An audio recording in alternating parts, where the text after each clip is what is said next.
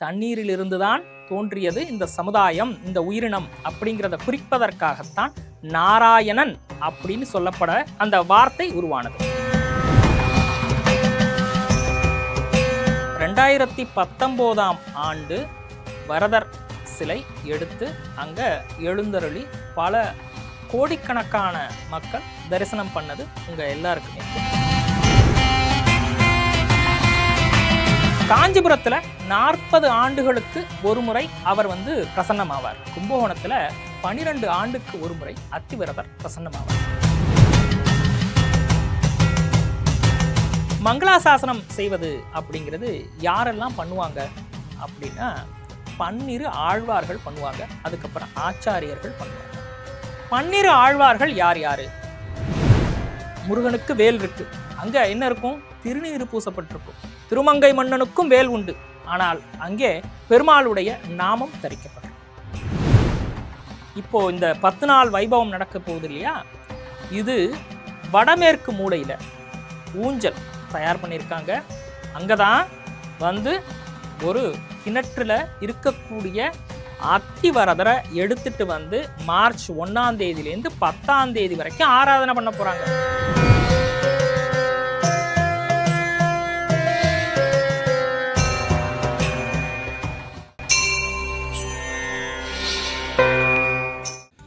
பிரவோக் பக்தி நேயர்களுக்கு அஸ்ட்ராலஜர் வளர்க்கண்ணனின் வணக்கம். குரு பிரம்மா, குரு விஷ்ணு, குருதேவோ மகேஸ்வர, குரு சாட்சாத் பரபிரம்மா, தஸ்மை ஸ்ரீ குரவே நம. ஸ்ரீமதே ராமானுஜாய நம. நமோ நமோ யாமுனாய, யாமுனாய நமோ நம.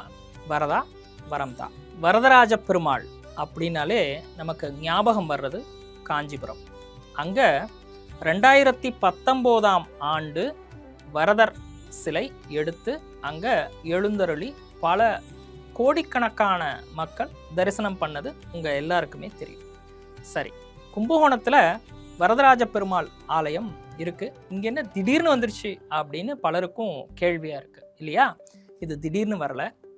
17ஆம் நூற்றாண்டுல 1739ஆம் ஆண்டுல கரசேவை செஞ்சு, அதாவது நீராழி மண்டபம் அப்படின்னு சொல்லுவாங்க. நீராழி மண்டபம்னா என்ன அப்படின்னா, ஒரு தெப்பக்குளம் மாதிரி இருக்கக்கூடிய இடத்துல ஒரு சின்ன மண்டபம். அந்த மண்டபத்துக்குள்ள வரதராஜ பெருமாள் குடந்தை மாநகருள்ள அப்ப இருந்திருக்காங்க. அப்ப இருந்த கும்பகோணத்து மக்கள் என்ன பண்ணிருக்காங்க அப்படின்னா, மூர்த்தி சிறிதானாலும் கீர்த்தி பெருசு அப்படின்னு உணர்ந்திருக்காங்க. அப்போ அவருக்கு கருவறை விமானத்தோட ஒரு ஆலயம் 17ஆம் நூற்றாண்டுல எழுப்பியிருக்காங்க. 1915ஆம் ஆண்டு அத்திவரதர் வைத்து அப்பவே சேவை செஞ்சிருக்காங்க. அதாவது தரிசனத்துக்கான ஏற்பாடுகளை அப்பவே செஞ்சிருக்காங்க.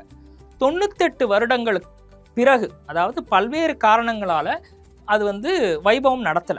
ஆனா 2019 காஞ்சிபுரத்துல நடத்தினாங்க அப்படின்னு சொல்லி பலருக்கு கேள்வி. ஆனால் 2013ஆம் ஆண்டு கும்பகோணத்துல அத்திமரத்தில் செய்யப்பட்ட வரதராஜ பெருமாள் சிலையை எடுத்து அங்கேயும் வைபவம் நடந்தது. காஞ்சிபுரத்துல 40 ஆண்டுகளுக்கு ஒரு முறை அவர் பிரசன்னமாவார். கும்பகோணத்துல 12 ஆண்டுக்கு ஒரு முறை அத்திவரதர் பிரசன்னமாவார். சரி, அத்தி சிலை, இந்த சிலை இங்க மட்டும்தான் இருக்கா? வேற எங்கெல்லாம் இருக்கு அப்படின்னா, முதல்ல அத்தி மரம். இது எதுக்கு உள்ளது? ஏன் அத்தி மரத்துல செய்றாங்க? பொதுவா மூலஸ்தானத்துல விக்கிரகங்கள் எதுல பண்ணுவாங்க? கருங்கல்ல சுவாமியினுடைய திருமேனிய மூலவரா செய்வாங்க. அடுத்து உற்சவர் சிலைகள் பஞ்சலோகத்துல செஞ்சு தரிசனத்துக்கு ஏற்பாடு செய்வாங்க. அப்போ இது மட்டும்தானா அப்படின்னா, சுக்கிரனுடைய ஆதிக்கம் நிரம்பியது அத்தி மரம். அத்தி பழம் மருத்துவத்துறையில உள்ளவங்களை கேட்டீங்கன்னா சொல்லுவாங்க, இரத்த விருத்திக்கு, தாம்பத்தியம் மேம்படுவதற்கு மிகவும் உகந்த பழம். ஜோதிட ரீதியா பார்த்தீங்கன்னா அத்தி அப்படிங்கிறது சுக்கிரனுடைய ஆதிக்கம் நிரம்பிய மரம். சுக்கிரன் செல்வத்துக்கும் அதிபதி, தாம்பத்திய வரம் தருவதற்கும் அதிபதி சுக்கிரன் தான். அதனால இப்போ சந்தன சிலைகள் சில இடத்துல பண்ணி கேள்விப்பட்டிருப்போம். கருங்காலியில சிலை செஞ்சு சமீபத்தில் ரொம்ப ட்ரெண்டு, அது கேள்விப்பட்டிருப்போம். அத்தி மரத்துல அதை செய்கிறாங்க.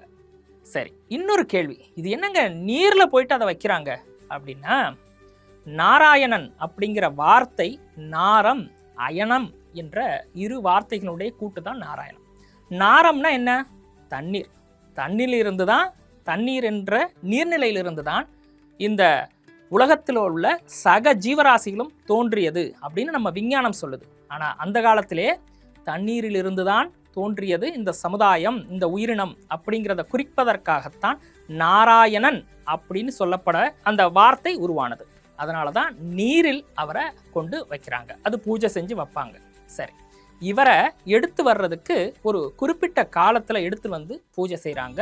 இப்போ இந்த குடந்தை மாநகரத்தில், கும்பகோணம் மாநகராட்சி, தஞ்சாவூர் மாவட்டத்துக்கு உட்பட்ட கும்பகோணத்தில் ஸ்ரீ வரதராஜ பெருமாள் ஆலயத்தில் அத்திவரதரை 10 நாள் வைபவத்தில் பொதுமக்கள் தரிசனம் செய்வதற்காக ஏற்பாடு செஞ்சுருக்காங்க.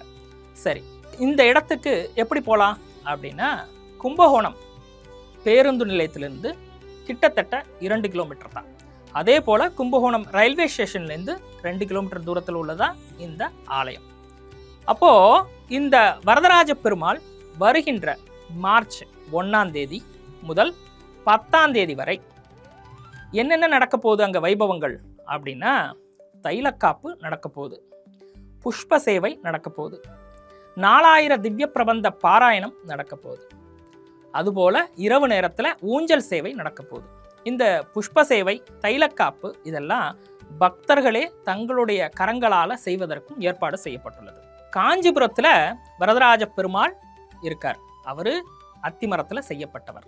இங்கே எப்படி இருக்காருன்னா, 1.5 அடி அளவு, அதில் ஸ்ரீதேவி பூதேவியோட வரதராஜ பெருமாள் இங்கே இருக்கார்.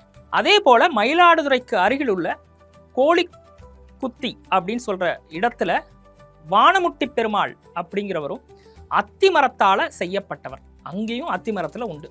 இது இல்லாமல், இது நமக்கு தெரிந்த தகவல், இது இல்லாமலும் பல இடங்களில் அத்திமரத்தில் சிலாரூபங்களில் தெய்வங்கள் அனுகிரகம் புரிஞ்சிட்டு இருக்காங்க. இப்போது தெய்வ திருமேனிகளும் ஒரு நட்சத்திரத்தில் ஜனனமானதாக மூத்தோர்கள் முன்னோர்கள் குறிக்கிறாங்க. ரெங்கநாதர் பொறுத்த மட்டும் பார்த்தீங்கன்னா ரேவதி நட்சத்திரம்.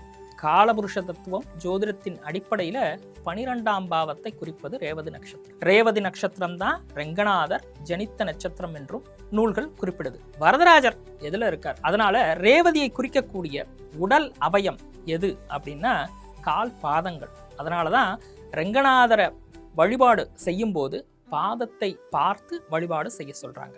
வைஷ்ணவத்தில் வரதரை எதை நோக்கி கும்பிடணும்? அதுதானே உங்க கேள்வி.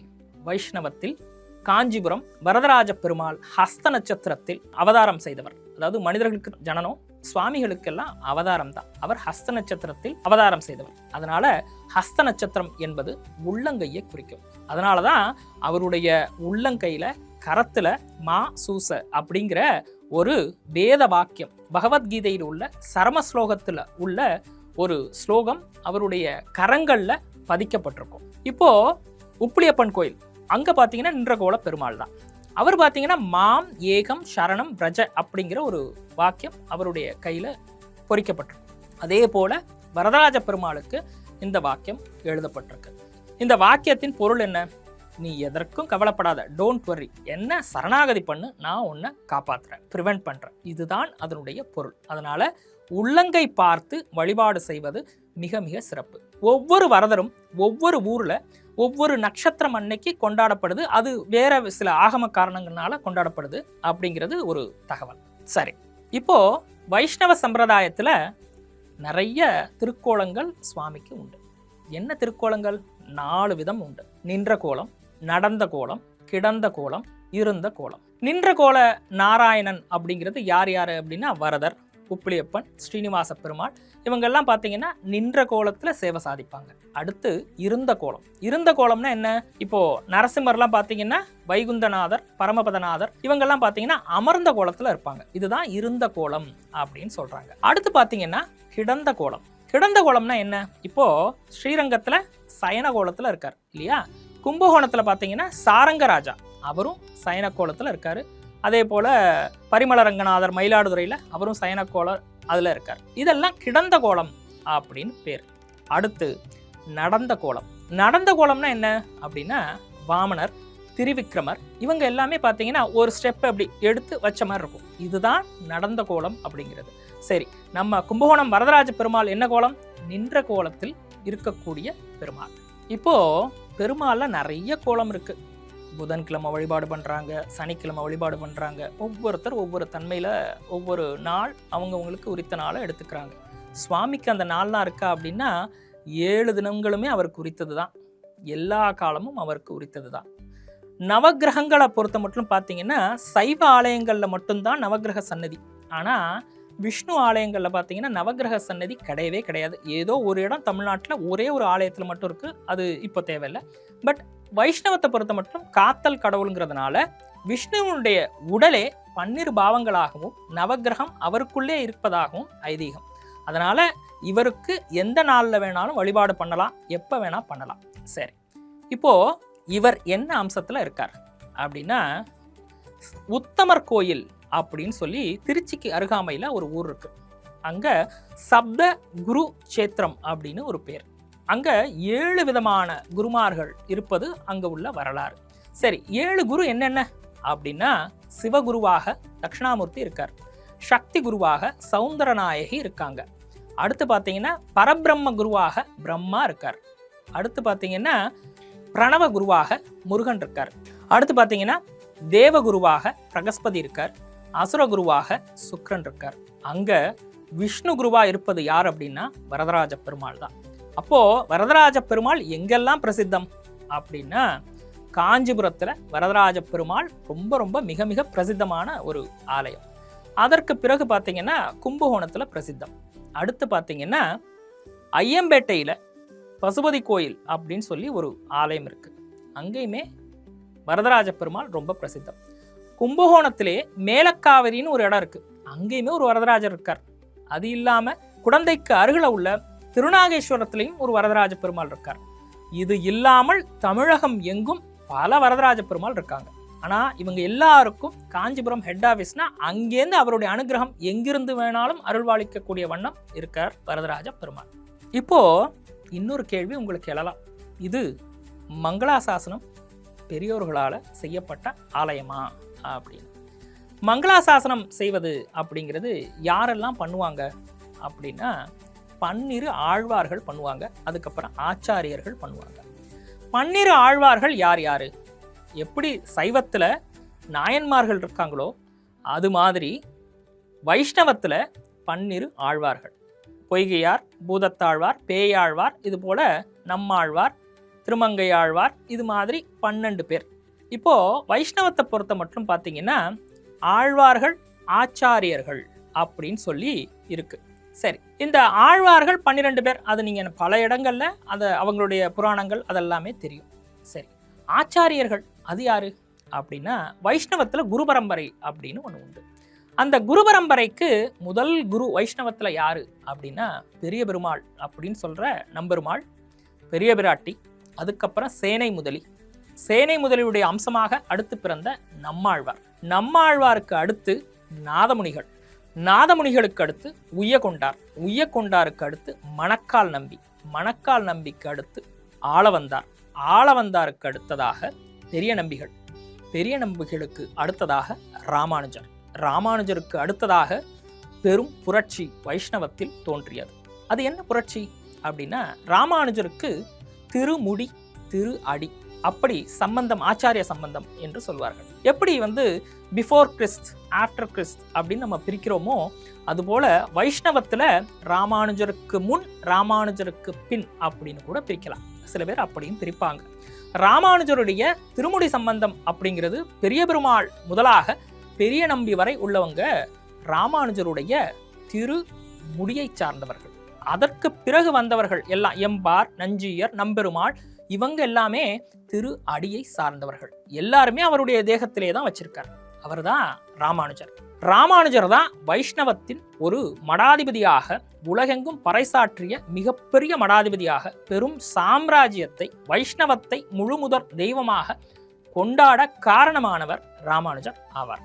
கும்பகோணத்தில் உள்ள வரதராஜ பெருமாள் ஆலயத்தில் எப்படி வழிபாடு செய்யணும்?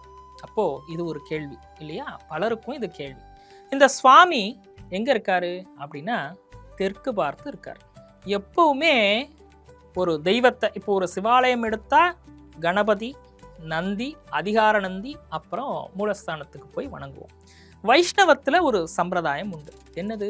பெரிய திருவடி அப்படின்னு சொல்லக்கூடிய கருட பகவான ஓம் பச்சிராஜாய வித்மகே ஸ்வர்ணபட்சாய தீமகி அப்படின்னு சொல்லி அவருக்குரிய காயத்ரி மந்திரத்தை கூறி கருடனை வழிபாடு செஞ்சு அவருக்கு நெய் தீபம் ஏற்றி வழிபாடு செய்யணும். பொதுவாக நாராயணனுக்கு பார்த்தீங்கன்னா ஓம் நாராயணாய வித்மகே வாசுதேவாய தீமகி தன்னோ நாராயண பிரச்சோதயாத், அது பொதுவான நாராயணனுக்கே உரித்தான காயத்ரி.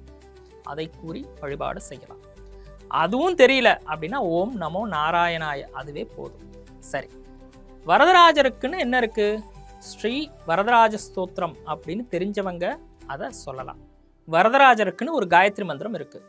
அது என்ன அப்படின்னு பார்த்தீங்கன்னா ஓம் வரதராஜாய வித்மகே சத்ய பிரத சேத்ர வாசாய தீமகி தன்னோ வரத பிரச்சோதயாத். இந்த சத்ய பிரத சேத்திரம் அப்படிங்கிற வார்த்தை எதை குறிக்குது அப்படின்னா காஞ்சிபுரத்தில் வாசம் செய்யக்கூடிய வரதராஜரே அப்படின்னு குறிக்குது. அதுதான் அந்த இதோட பொருள். சரி, வரதராஜரை சேவிக்கிறோம், அப்புறமா மூலஸ்தானத்தில் போய் சேவிக்கிறோம், தீர்த்தம் வாங்குறோம், துளசி வாங்குறோம். அடுத்து என்ன பண்ணுறோம்? பெருந்தேவி தாயார் அருள் இல்லார்க்கு அவ்வுலகில்லை, பொருள் இல்லார்க்கு இவ்வுலகில்லை. இது வள்ளுவரோட வாக்கு. பொருள் இல்லாமல் இங்கே என்ன பண்ண முடியும்? உலகத்தில் ஒன்றுமே பண்ண முடியாது. கனகதார ஸ்தோத்திரத்தை பாடி ஆதிசங்கரர் நெல்லிக்கனியை தங்கமா மாத்தின வரலாறு சைவத்தில் எப்படி உண்டோ அதே போல காஞ்சிபுரத்தில் வாழ்ந்த ஸ்ரீ நிகமாந்த தேசிகர் தாயார வழிபாடு செய்து பெரும் பொருளை, பெரும் செல்வத்தை ஈட்டிய ஒரு வரலாறு உண்டு. பெருந்தேவி தாயார் பெரும் செல்வத்தை அவருக்கு தந்த வரலாறு உண்டு. சரி, என்ன பாடல்? அவரு கனகதாரா ஸ்தோத்திரம் பாடினார். நிகமாந்த தேசிகர் ஸ்ரீ துதி அப்படின்னு சொல்லி ஒன்று பாடியிருக்காங்க. அப்போ அது தெரிஞ்சவங்க அதை கூறி வழிபாடு செய்யலாம். வேற என்ன சொல்லலாம் அப்படின்னா ஸ்ரீ சூக்தம் சொல்லலாம், மகாலட்சுமி அஷ்டகம் சொல்லலாம், யாதேவி சர்வபூதேஷு லக்ஷ்மி ரூபேன சமஸ்திதா நமஸ்தஸ்யை நமஸ்தஸ்யை நமோ நம அப்படிங்கிற ஒரு ஸ்தோத்திரத்தை சொல்லி வழிபாடு செய்யலாம். கஜலட்சுமி ரூபமாக இருபுறம் வெள்ளியினால் செய்யப்பட்ட யானை உடன் இருக்கக்கூடியவர் பெருந்தேவி தாயார். இவர் திருமண தடைகளை நீக்குவதற்கு அருள் புரியக்கூடியவர்.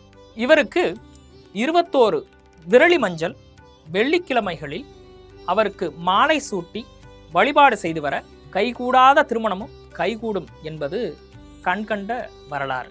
அடுத்ததாக வலம் வர தொடங்கும் போது தெற்கு பக்கம் இந்த ஆலயத்திலே நம்மாழ்வார், திருமங்கை ஆழ்வார், ஸ்ரீ ராமானுஜர், ஸ்ரீ நிகமாந்த தேசிகர், தாத தேசிகர் ஆகியோருக்கு ஓர் சன்னதி உண்டு. அடுத்ததாக ஸ்ரீனிவாச பெருமாள் அங்கே இருக்கிறார். தெற்கிலிருந்து வடக்கு பார்த்து இருக்கக்கூடிய இந்த ஆழ்வார்கள், ஆச்சாரியர்கள், இவர்களுக்கும் இந்த ஆலயத்துக்கும் இந்த சுவாமிக்கும் என்ன தொடர்பு அப்படின்னு பலருக்கும் கேள்வியா இருக்கும் இல்லையா? நம்மாழ்வாருக்கும் கும்பகோணத்துக்கும் என்ன தொடர்பு? 4000 திவ்ய பிரபந்தம் அருளியவர். இது பலருக்கும் தெரிந்த விஷயம். சரி, இங்க கும்பகோணத்துல பார்த்தீங்கன்னா சாரங்கராஜாவாக சாரங்கபாணி சுவாமி ஆலயம் இருக்கு. இங்க நாதமுனிகள் அப்படின்னு சொல்லி ஒரு ஆச்சாரியர் வர்றாங்க. அவங்க சுவாமி ஆறாவமுத பெருமாள் சாரங்கராஜாவை அவருக்கு தெரிந்த ஸ்தோத்திரங்கள் மூலமாக வழிபாடு பண்றார். அப்போ அங்க இருக்கக்கூடிய சிலர் பாராயணம் செய்த வார்த்தை கேட்கும்போது 4000ல் இத்தோடு 10 அப்படிங்கிற ஒரு வாசகம் வரும். அது சரியா எனக்கு புலப்படலை. அப்போ அங்க சுவாமிகிட்ட அவர் வேண்டுதல் வைக்கும்போது அவங்க சொல்றாங்க, 4000 பாட்டு இருக்கு, அதுல 10 பாடல் தானே நமக்கு தெரியுது அப்படின்னு சொல்லி அவரு சாரங்கராஜாட்ட விண்ணப்பம் வைக்கிறார். மிச்ச பாடல்களும் எனக்கு வேணுமே உன்னை சேவிக்கிறதுக்கு அப்படின்னு சொல்லி. அப்போ அவருக்கு அசரீரியாக ஒரு ஒலி கேட்குது. என்ன அப்படின்னா ஆழ்வார் திருநகரி அப்படின்னு சொல்லி ஒரு ஊர் இருக்கு திருநெல்வேலிக்கு பக்கத்துல. அங்க பாத்தீங்கன்னா ஒரு புளிய மரத்தடி பொந்துல 12 ஆண்டுகள் தவம் செய்த ஒரு ஆழ்வார், அவர்தான் நம்மாழ்வார். எல்லாரும் திவ்ய தேசத்துக்கு பயணம் போவாங்க, மங்களாசாசனம் ஆகப்பட்ட 108 சேத்திரத்துக்கும். ஆனால் பிறந்த குழந்தை முதல் அவருடைய 12 வருடம் வரை இங்கே புளியமரத்து பொந்தில் அவர் தவம் செஞ்சப்போ 108 ஆலயத்தில் உள்ள பெருமாளும் அவருக்கு காட்சி கொடுத்ததாக ஐதீகம். அவர்கிட்ட போய் நாதமுனிகள் தரிசனத்துக்கு போறார். அப்போ அவர் வழங்கியது தான் 4000 திவ்ய பிரபந்தம். அப்போ 4000 திவ்ய பிரபந்தம் தோன்ற காரணமாக இருந்த ஊர் கும்பகோணம். அதனால தான் நம்மாழ்வாருக்கு இங்க ஒரு திருமேனி இருக்கு. அடுத்ததாக திருமங்கை மன்னன், திருமங்கை ஆழ்வார். இவர் யாரு அப்படின்னு பார்த்தோம்னா 12 ஆழ்வார்கள்ல ராஜாவாக இருந்து ஆழ்வாரானவர். இவர் என்ன, எப்படிப்பட்டவர் அப்படின்னா, இவருக்கு ஒரு வாழி திருநாமம் இருக்கு. அற்புதமான வாழி திருநாமம். கலந்திரு கார்த்திகை கார்த்திகை வந்தோன் வாழியே, காசினியோன் புரையலூர் காவலோன் வாழியே, நலந்திகள் 1084 உரைத்தோன் வாழியே, 4 5 நமக்குரைத்தான் வாழியே, இளங்களுக்குற்றிருக்க இரு மடலீந்தான் வாழியே, இம்மூன்றில் 203 வாழியே, வளந்திகளும் குமுதவல்லி மணவாளன் வாழியே, வாட்களியன் பரகாலன் மங்கையர்கோன் வாழியே அப்படின்னு ஒரு வாழி திருநாமம் திருமங்கை ஆழ்வார்க்கு உண்டு. இவருக்கு ஒரு தனியன் உண்டு. என்ன தனியன் அப்படின்னா, விருச்சிகே கிருத்திகாஜாதம் சதுஷ்கவிஷிகாமணிம் ஷட்ரந்தக்ரதம் ஷார்ங்கமூர்த்திம் கலிகமாஸ்ரயே கலையாமி கலித்வம்சம் கவிம் லோக திவாகரம் யஷ்ய கோபி பிரகாசாபிர் ஆதித்யம் நிகதம் தமக அப்படின்னு. திருமங்கை ஆழ்வார், நம்ம ஆழ்வார் எப்படி அங்க இருக்காரோ ஆழ்வார் திருநகரியில, அதுபோல திருமங்கை ஆழ்வார் எங்க இருக்காரு அப்படின்னா அவருடைய திருவரசு திருக்குறுங்குடியில இருக்கு. சரி, திருமங்கை ஆழ்வாருக்கும் கும்பகோணத்துக்கும் என்ன தொடர்பு? திருமங்கை ஆழ்வாருக்கும் வரதராஜருக்கும் என்ன தொடர்பு? அதுதானே உங்களுடைய அடுத்த கேள்வி. சரி, திருமங்கை ஆழ்வார் அவருடைய வரலாற்றை கொஞ்சம் பின்னாடி போய் பார்ப்போம். என்ன அப்படின்னா, திருமங்கை ஆழ்வார் ஒரு சிற்றரசராக இருந்திருக்கார். மயிலாடுதுறைக்கு அருகிலுள்ள திருமங்கை மடம் அந்த மாதிரியான ஏரியாவில் ஒரு சிற்றரசராக அப்ப இருந்திருக்கார். அப்ப இருந்த பேரரசர்கள் பார்த்தீங்கன்னா, அப்ப சிற்றரசர்கள் பேரரசர்களுக்கு கப்பம் கட்டுறது, டாக்ஸ் கட்டுறோம் இல்லையா, இப்போ அது மாதிரி வரி செலுத்துவது என்பது அந்த காலத்து மரபு. அப்போ இவர் வரி செலுத்துறதுக்கு காலம், அந்த காலத்துல அவருடைய இளம் பிரயாத்துல குமுதவல்லி அப்படின்னு சொல்லி ஒரு பெண் மீது காதல் கொள்கிறார். அவர் ஒரே ஒரு கண்டிஷன் வைக்கிறார். என்ன கண்டிஷன் அப்படின்னா, 1008 வைஷ்ணவர்களுக்கு தினசரி அன்னதானம் போடணும். எவ்வளவு காலம்? 1 வருட காலம் போடணும் அப்படின்னு சொல்றார். அப்படின்னா நான் உன்னை திருமணம் செஞ்சுக்கிறேன் அப்படின்னு சொல்லி குமுதவல்லி அப்படி ஒரு கண்டிஷன் வைக்கிறாங்க. அவர் என்ன பண்றாரு, அவர்கிட்ட உள்ள ஒரு சிற்றரசர்னா எவ்வளவு செலவு பண்ண முடியுமோ பண்ணிட்டார். ஒரு குறிப்பிட்ட நாள் வரைக்கும் பண்ண முடியுது. ஆனா அதுக்கப்புறம் அவர்கிட்ட செல்வம் இல்லை. வரி கட்ட வேண்டிய தொகையும் நிலுவையிட்டே இருந்துட்டு இருக்கு. அப்போ அமைச்சர்கள் வர்றாங்க, ஒவ்வொருத்தருமா வரி கப்பத்தை கேட்குறாங்க. இவர்கிட்ட செல்வம் இல்லை, இது மாதிரி அன்னதானம் பண்ணிட்டேங்கிறார். அவங்க என்ன பண்றாங்க, எங்களுக்கு கட்ட வேண்டிய தொகை நீ கட்டியே ஆகணும், நீ பண்ணது தவறு அப்படின்னு சொல்லிட்டு என்ன பண்றாங்க, 3 நாள் சிறைவாசம் அவரை போடுறாங்க. அப்போ சிறைவாசத்துல இருந்த திருமங்கை மன்னன் பரகாலன், அப்ப பேரு, ஆழ்வாரா மாறின பிறகு திருமங்கை ஆழ்வார் ஆகிறார். பரகாலன், நீலன் அப்படின்னு அவருக்கு பேர். அப்போ 3 நாள்ல சிறைவாசம் இருந்த தருணத்துல காஞ்சிபுரத்துல உள்ள வரதராஜ பெருமாள் அவருக்கு தூக்கத்துல அசரீரியாக உள்ளுணர்வாக ஒன்று சொல்றார். என்னன்னா, காஞ்சிபுரத்துக்கு வா, உனக்கு பெரும் செல்வம் ஒன்றை உனக்கு தர்றேன் அப்படின்னு சொல்லி சொல்றார். இவர் எழுந்ததும் என்ன பண்றாரு, இது மாதிரி வரதராஜ பெருமாள் என்னிடத்துல சொல்றாருன்னு சொல்லிட்டு அங்க உள்ள அமைச்சர்கிட்ட சொல்லி என்னை எப்படியாவது அங்க அழைச்சிட்டு போங்க, நான் உங்களை விட்டு தப்பிச்சு போகல, நீங்களும் என் கூட வாங்க அப்படின்னு சொல்லி அவருக்கு அந்த அமைச்சர்களோட சேர்ந்து தன்னுடைய ஆடல்மா அப்படிங்கிற ஒரு குதிரையில ஏறி போறார். காஞ்சிபுரத்துக்கு வர்றாரு, வரதராஜரை சேவிக்கிறாரு. வேதவதி நதிக்கரை, அங்க பெரும் செல்வம் இருக்கிறத தேவப்பெருமாள் வரதராஜ பெருமாள் அவருக்கு சொல்றார். அப்போ அங்க ஒரு பொற்குவியல் இருக்கு, அந்த குவியலை கண்டெடுக்கிறார். அதை எடுத்து இவருக்கு கட்ட வேண்டிய, அந்த ராஜாவுக்கு கட்ட வேண்டிய ஒரு செல்வத்தை வரிய கொடுக்கிறார். மிச்சத்தை அவருடைய அன்னதான கைங்கரியத்துக்கு பயன்படுத்துறாரு. மிச்சம் இன்னும் செல்வம் இருக்கு, அதுல ஸ்ரீரங்கத்துல மதில் கோபுரம் கட்டுறாரு. இன்னும் நிறைய ஆலய திருப்பணிகள் மேற்கொள்றார். இந்த திருமங்கை ஆழ்வார் யார் அப்படின்னா, 87 திவ்ய தேசத்துக்கு, தமிழகம் மட்டும் இல்லாமல் இந்தியாவெங்கும் பாரத தேசம் முழுவதும் தன்னுடைய ஆடல்மா அப்படிங்கிற குதிரையில் ஏறி பயணம் மேற்கொண்டவர். நெடுந்தாண்டகம், குறுந்தாண்டகம், திருவாய்மொழி, மாதிரியான நிறைய பாடல்கள் பாடியவர். திருமங்கை ஆழ்வாருக்கும் கும்பகோணத்துக்கும் என்ன தொடர்பு? வரதரோட உள்ள தொடர்பை பார்த்துட்டோம். அடுத்து கும்பகோணத்துக்கு என்ன தொடர்பு அப்படின்னா, சாரங்கபாணி சுவாமி ஆலயம் 108 திவ்ய தேசத்தில் ஒன்று. அங்கே சித்திரை தேர் மிகவும் விசேஷமான வைபவமாக நடக்கும். அந்த சித்திரை தேரை அங்கே வழங்கியவர் யார் அப்படின்னா திருமங்கை ஆழ்வார் தான். அதே போல திருமங்கை ஆழ்வார் நாலுகவி பெருமாள் அப்படிங்கிற ஒரு அடைமொழி, அவருக்கு ஒரு பட்டம் உண்டு. அதில் சித்திரக்கவி அப்படின்னு சொல்லுவாங்க. அது இன்னைக்கு நீங்கள் சாரங்கராஜா ஆலயத்தில் போயிட்டு கொடிகம்பத்துக்கு இடதுபுறம் பார்த்தீங்கன்னா அந்த சித்திரக்கவியினால பெருமாள் குறித்த பாடல்களை பார்க்கலாம். நாலுகவி பெருமாள் அப்படின்னு இவருக்கு வந்தது ஞானசம்பந்தர் வேல் வச்சுக்கிறாரு. அதெல்லாம் உங்களுக்கு தெரிந்த கதை தான். அவருடைய நாலுகவி பெருமாள்னு இவர் சொல்றாரு. சைவத்தோட உள்ள அவங்க இந்த நாலுகவி பெருமாள் ஞானசம்பந்தருக்கு தான் உரித்த பெயர். உனக்கு எப்படி அப்படின்னு சொல்லும்போது ஞானசம்பந்தருக்கும் இவருக்கும் அந்த போட்டி நடக்குது. ஆனா அறியாத நபர்கள் தான் ஒருத்தர் மேல ஒருத்தர் போட்டி கொள்வாங்க. கற்றாரை காமருவர்பாங்க. ஞானசம்பந்த பெருமான் யாருப்பா அப்படின்னு சொல்லிட்டு இவரை பாடல் பாட சொல்றார். அப்போ இவருடைய புலமையை மெச்சி அவர் வைத்திருந்த வேல் இவர் கையில கொடுக்கிறார். இதற்கான வரலாறு இன்னும் மயிலாடுதுறையில சில ஆலயத்துல உண்டு. எல்லாருமே இந்த ஒரு வேல் வச்சிருப்பாங்க இல்லையா? இப்போ முருகனுக்கு வேல் இருக்கு, அங்க என்ன இருக்கும்? திருநீறு பூசப்பட்டிருக்கும். திருமங்கை மன்னனுக்கும் வேல் உண்டு, ஆனால் அங்கே பெருமாளுடைய நாமம் தரிக்கப்பட்டிருக்கும். இதுதான் வித்தியாசம். அவருக்கும் திருஞான சம்பந்தருக்கும் உள்ள தொடர்பு. அப்போ வரதருக்கும் திருமங்கை ஆழ்வார்க்கும், கும்பகோணத்துக்கும் திருமங்கை ஆழ்வார்க்கும் உள்ள தொடர்பை பார்த்தோம். இவங்க 2 பேருமே ஆழ்வார்கள். அடுத்து ஆச்சாரியர்கள். அவருக்கும் அங்கே சன்னதி இருக்கு. ஸ்ரீ ராமானுஜர். ராமானுஜர்னாலே ஸ்ரீரங்கம் தானான திருமேனி, 120 ஆண்டு காலம் வாழ்ந்தவர், மடாதிபதி, ஜீயர், எம்பெருமானார், எதிராஜர், உடையவர், இப்படித்தான் நம்ம கேள்விப்பட்டிருப்போம் பலருக்கும். ஆனால் இன்னும் சில வரலாறு அவருக்கு உண்டு. அவர் எங்கிருந்து வந்தவர், அவருக்கும் வரதருக்கும் என்ன தொடர்பு, அது ஒரு சின்ன கதை. அதையும் பார்ப்போம். ஆளவந்தார் அப்படின்னு சொல்லி ஒரு பெரிய மடாதிபதி ஸ்ரீரங்கத்தில் இருந்தார். அவர் தம்முடைய இளம் பிராயத்திலே இஷ்டமூர்த்தியாக வழிபாடு செய்து வந்த விக்கிரகத்தினுடைய சூட்சும வடிவமாக அந்த தேகத்தை யாதவ பிரகாசர் அப்படின்னு சொல்லி ஒரு பெரிய ஆச்சாரியர்கிட்ட ராமானுஜர் பயின்ற காலத்தில் அவர் காஞ்சிபுரம் போகும்போது பார்க்குறார்.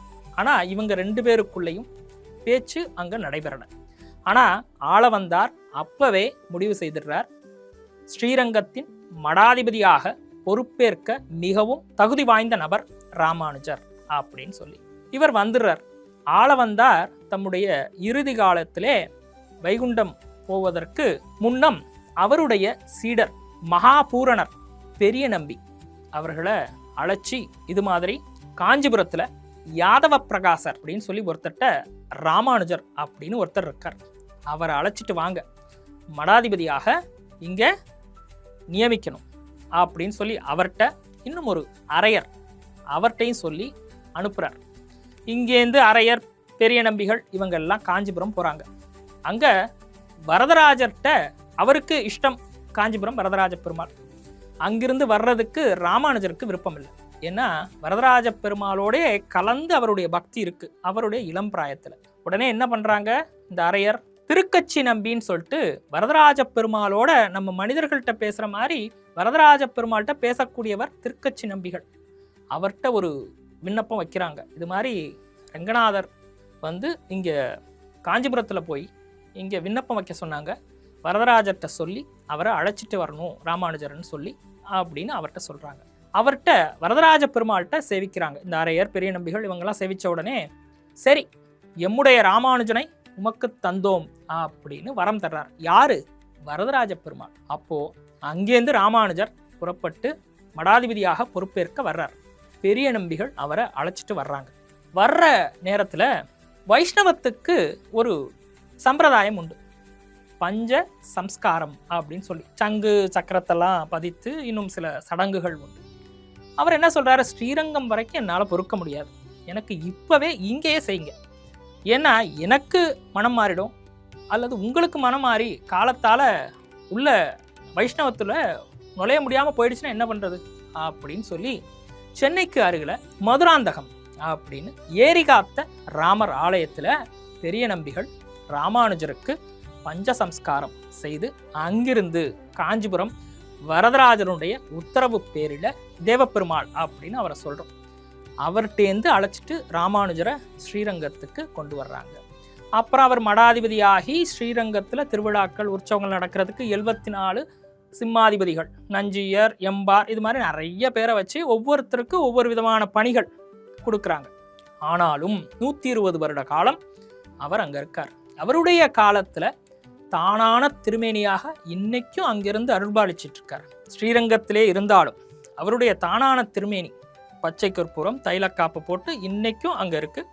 அவரை தரிசனம் பண்ணலாம். அவருடைய வலது பக்கத்தில் இருக்கக்கூடியவர் யார் அப்படின்னா, அவர் தம் இளம் பிராயத்தில் பூஜித்த காஞ்சிபுரம் வரதராஜ பெருமாள். இதுதான் ராமானுஜருக்கும் வரதராஜ பெருமாளுக்கும் உள்ள தொடர்பு. அதனால தான் ராமானுஜருடைய சிலை சன்னதி இங்கேயும் இருக்கு. அடுத்தது பார்த்தீங்கன்னா இன்னொரு சன்னதி யார் அப்படின்னா நிகமாந்த தேசிகர். அவருக்கும் அங்கே ஒரு சன்னதி இருக்கு. யார் நிகமாந்த தேசிகர் அப்படின்னா, வைஷ்ணவத்தில் வடகலை தென்கலை அப்படின்னு 2 சம்பிரதாயம் இருப்பதாக சொல்றாங்க இல்லையா? இந்த இருவேறு பிரிவினர் அப்படின்னு சொல்லுவாங்க. இருவேறு பிரிவுலாம் இல்லை, எல்லாம் வைஷ்ணவம் தான். காஞ்சிக்கு ஸ்ரீரங்கம் இந்த 2க்கும் வடகலை தென்கலை அப்படின்னு இருக்கு. ராமானுஜர் என்ன பண்றாங்க அப்படின்னா, சுவாமி வடகலை சம்பிரதாயத்திற்கு நிகமாந்த தேசிகரை தலைமையாக ஏற்று அந்த வழி பின்பற்றக்கூடிய வைஷ்ணவர்களை அவருக்கு கீழே இணைக்கிறாங்க. தென்கலை சம்பிரதாயத்தை சேர்ந்தவருக்கு மணவாள மாமுனிகள் அப்படின்னு சொல்லி ஸ்ரீரங்கத்தில் இருக்காங்க, அவருக்கு கீழ் நியமிக்கிறாங்க. உங்களுக்கு எது பிடிக்குதோ அவங்க அந்தந்த ஆச்சாரியர்கள் வழி பின்பற்றிட்டு வாங்கன்னு சொல்லிட்டு இது ராமானுஜரால் ஏற்படுத்தப்பட்ட ஒரு விஷயம். சரி, இப்போ நிகமாந்த தேசிகர் எங்க இருந்தார் வாழ்ந்தார்னா காஞ்சிபுரத்தில் வாழ்ந்தார். எங்க இருந்தாரு? அங்க பாடசாலைகளை நிறுவி வைஷ்ணவ சம்பிரதாயத்தின் பாடசாலை அங்க இருக்கு. ஏன்னா அவர் ஒரு ஆச்சாரியர். நிறைய பார்த்தீங்கன்னா காஞ்சிபுரத்திலேருந்து வைஷ்ணவ சம்பிரதாயத்துக்கு தேவபெருமாள் நிறைய பேரை கொடுத்துருக்கார். ஒருத்தர் ராமானுஜர், கூரத்தாழ்வார், கூரேசன் அப்படிங்கிற கூரத்தாழ்வார் ஸ்ரீரங்கத்தில் இருக்கார் இல்லையா, ராமானுஜருடைய சீடர்னு சொல்லி அவரை தந்ததும் தேவபெருமாள் தான். அதே மாதிரி வைஷ்ணவ சம்பிரதாயத்தில் நம்முடைய நிகமாந்த தேசிகரை தந்ததும் வரதராஜ பெருமாள். அதுதான் வரதராஜ பெருமாளுக்கும் நிகமாந்த தேசிகருக்கும் உள்ள தொடர்பு. அடுத்தது தாத தேசிகர். இவர் குறித்து எனக்கு விவரம் தெரியல, தெரிஞ்சவங்கள்ட்டேருந்து நானும் கற்றுக்க விரும்புகிறேன். அடுத்து இந்த ஆலயத்தினுடைய தென்மேற்கு பகுதியில் ஸ்ரீனிவாச பெருமாள் நின்ற கோளர் நிலையில் அருள்பாலித்து வருகிறார். அவரை தரிசனம் பண்ணணும். அதன் பிறகு இப்போதான் ஹைலைட்டு. இப்போ இந்த 10 நாள் வைபவம் நடக்க போகுது இல்லையா, இது வடமேற்கு மூலையில் ஊஞ்சல் தயார் பண்ணியிருக்காங்க. அங்கே தான் வந்து ஒரு கிணற்றில் இருக்கக்கூடிய அத்திவரதரை எடுத்துட்டு வந்து மார்ச் 1ஆம் தேதியிலேருந்து 10ஆம் தேதி வரைக்கும் ஆராதனை பண்ண போகிறாங்க. எங்கே வச்சுன்னா இந்த இடத்துல தான் அவருக்கு தைலக்காப்பு நடக்க போகுது, 4000 திவ்ய பிரபந்தம் நடக்க போகுது, புஷ்ப சேவை நடக்க போகுது, அதுபோல் இரவில் ஊஞ்சல் சேவை நடக்க போகுது. சரி, இவருக்கு தரிசனம் செய்ய போகிறப்போ என்னெல்லாம் எடுத்துகிட்டு போகலாம் அப்படின்னா, சிவன் வந்து அபிஷேக பிரியர், பெருமாள் அலங்கார பிரியர். அவருக்கு நறுமணம் வாய்ந்த பூக்களை கொண்டு போகலாம். பெருமாள்ங்கிறதுனால துளசியை கொண்டு போகலாம். அடுத்து வேற என்ன கொண்டு போகலாம்? வஸ்திரங்களை கொண்டு போகலாம். சரி, இதெல்லாம் என்கிட்ட எதுவுமே இல்லை, எதை கொண்டு போக அப்படின்னு உங்கள் கேள்வி இல்லையா? சரணாகதி பண்ணக்கூடிய உங்கள் மனம், உங்களுடைய மனசு இருக்கு இல்லையா, அதை கொண்டு போய் பெருமாளுடைய திருவடியில் சமர்ப்பணம் பண்ணுங்க, அதை அவர் ஏற்றுப்பார். கும்பகோணம் ஸ்ரீ வரதராஜ பெருமாள் ஆலயத்தில் தினசரி வழிபாடு உண்டு. வாராந்திரம், புதன், சனி எல்லா காலத்திலும் வழிபாடு உண்டு. மாதாந்திரம், ஏகாதசி அதெல்லாம் உண்டு. அடுத்து நவராத்திரி உற்சவத்தை கொழு வச்சு அதுவும் கொண்டாடுவாங்க. அடுத்தது பார்த்தீங்கன்னா பங்குனி மாதத்தில் பிரம்மோற்சவம் கொண்டாடுறாங்க. இது வருடத்துக்கு உள்ளது. 12 வருடத்திற்கு ஒரு முறை கொண்டாடப்படுவது தான் இந்த அத்தி வரதர் வைபவம். இங்கே எல்லாரும் தரிசனம் பண்ண போகணும். இன்றைக்கி யூடியூப் சேனல் இருக்குது, பல மீடியாக்கள் இருக்குது, எல்லாத்துலேயும் சொல்கிறாங்க இந்த தரிசனத்துக்கு மிக மிக முக்கிய பிரமுகர்கள்லாம் வர்றாங்கன்ட்டு. சரி, இந்த ஆலயத்தில் யார் அந்த மிக முக்கிய பிரமுகர் தெரிஞ்சுக்கணும் இல்லையா? வரதராஜ பெருமாள் தான் அந்த மிக முக்கிய பிரமுகர். அவரு அன்னைக்கு வர்றாரு, அங்கதான் இருக்காரு, அன்னைக்கு ஸ்பெஷலா தரிசனம் பண்ண போறாரு. முக்கிய பிரமுகர் யாரு? வேற யாரும் இல்ல, பிரவோக் பக்தி சேனல் பார்த்துக்கிட்டு இருக்க பக்த கோடிகளாகிய நீங்கள். அவசியம் மார்ச் 1ஆம் தேதி முதல் 10ஆம் தேதி வரை நடைபெற இருக்கின்ற இந்த வைபவத்தில் சுவாமியை வழிபட எல்லாரும் வாங்க. உங்களோட நானும் வர்றேன். தரிசனம் செய்வோம். உங்கள் வளர்கண்ணன்.